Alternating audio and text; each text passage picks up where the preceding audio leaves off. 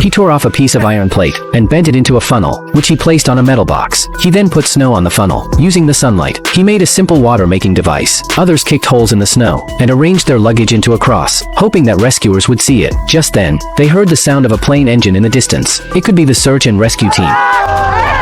They stood in the snow and shouted loudly. The plane flew over the mountain in front of them, and everyone was happy, thinking the rescue team had found them. However, 4 days later, they still had not seen the rescue team. They finally accepted the fact that the rescue team had not found them, and the survivors had to find another way out. They decided to go to the plane wreckage on the mountaintop to find batteries. He heard from a friend that there were batteries in the tail of the plane. So, 4 of them climbed the mountain. They gradually ran out of strength and also discovered a terrible truth. Looking down from the top, they couldn't see the plane wreckage at all. Without finding the batteries, they had to go back before dark. They had been trapped for 6 days. After sharing the last of their soda crackers, they had no more food. On the 7th day of being trapped, a man, dizzy from hunger, picked at a scab on his body and put it in his mouth. Some people began to have an idea about the corpses.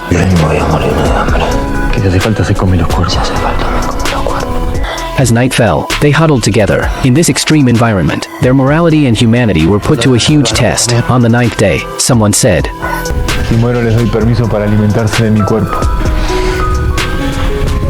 Si siguen viviendo.